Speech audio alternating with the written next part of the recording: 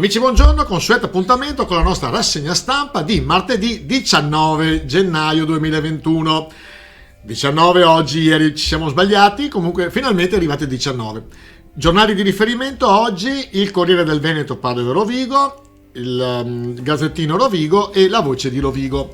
Come sempre ringraziamo naturalmente Promozione Italia e gli sponsor, ma come sempre sottolineiamo il fatto che siamo rovigocentrici, nel senso che parliamo quasi esclusivamente della provincia di Rovigo.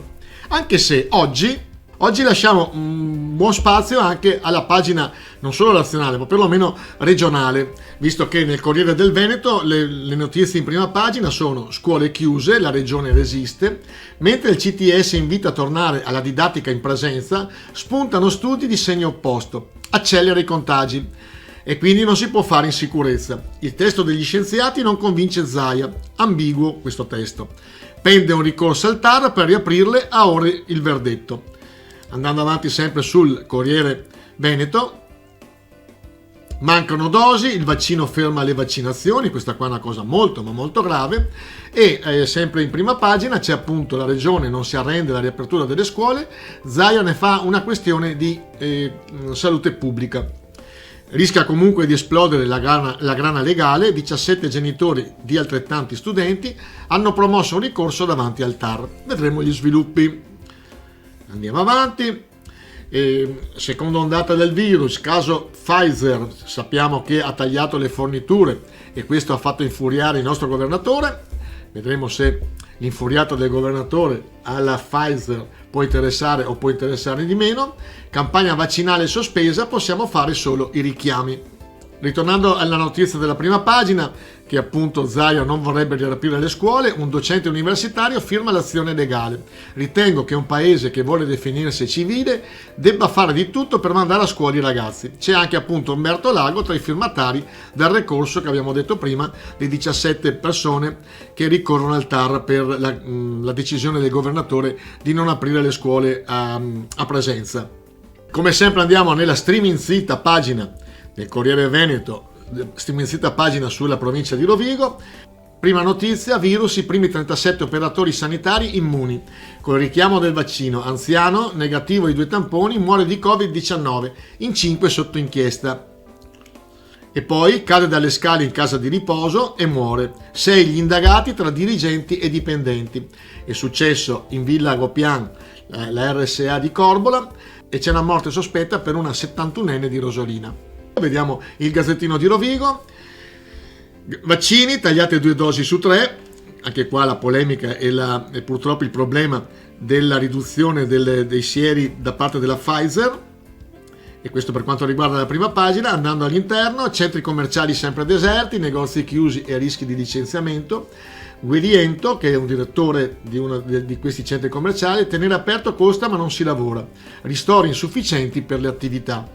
E poi c'è questa polemica: coronavirus e l'economia, ristoranti a caccia delle aziende per fare da mensa, la FIP ha avuto il via libera da parte della prefettura per riaperture mirate, perché giustamente i ristoranti vorrebbero fare da mensa per le persone che lavorano, sottolineando il fatto che chi lavora non sa dove andare a mangiare, e quindi questa è una cosa che doveva essere sicuramente programmata. Sempre del Gazzettino: l'export polesano punta sulla frontiera americana. Nel 2019 la provincia di Rovigo ha fatturato 391 milioni di merci verso gli USA. La pandemia è pesata quest'anno per oltre il 5% in meno che rispetto alle misure nazionali, e le altre esportazioni non è tantissimo. Andando sulla Voce di Rovigo, prima pagina: vaccini la grande vergogna, poi c'è una polemica, governo inadeguato, eccetera eccetera. Andiamo nelle notizie in particolare. C'è questa notizia che ci fa piacere sottolineare: imprenditore bloccato dalla pandemia torna a coltivare la terra, da agente di viaggi a coltivatore, coltiva mele e pere biologiche, un lavoro faticoso per certi versi ma più tranquillo. È naturalmente la storia di Nicola Guarnieri.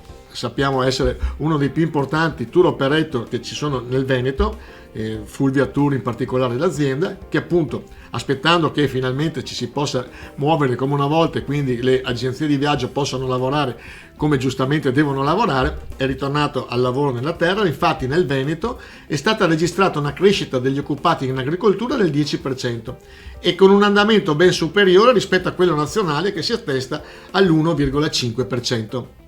C'è la notizia da Polesella: la nostra storia è un tesoro, fare cultura rafforza il senso di comunità.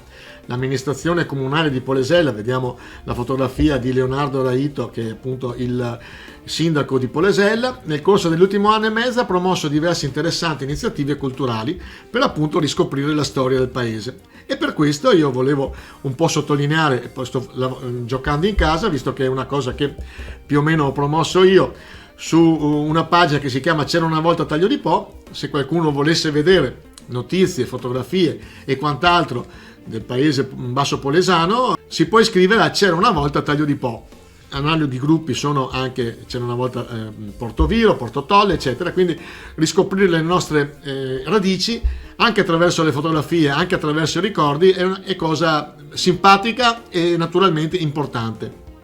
La pandemia ha messo in difficoltà anche le tante compagnie teatrali. C'è un articolo sempre dalla Voce, l'Arcobaleno vuol sorgere ancora, che è questa compagnia teatrale di Scardovari, che dopo un anno in box pensa a regalare nuovi sogni. Nella fotografia c'è anche l'amico Achille Fecchio, che penso sia il presidente di questa compagnia. Alto Polesine, tennis, arrivano a Gaiba gli internazionali del Polesine con un montepremi di $15.000. Grande novità per il 2021 tennistico polesano. La più eclatante è appunto il primo torneo internazionale professionistico maschile di tennis su erba naturale in Italia. Gli internazionali del Polesine con un montepremi di $15.000. Per oggi, per questa rassegna stampa del 19 gennaio appunto 2021 è tutto. Come sempre vi invitiamo a seguire le nostre pagine sia su Facebook che su YouTube, mettete mi piace quanto più possibile, e da Leandro Maggi è sempre un piacere stare con voi. Ciao ciao!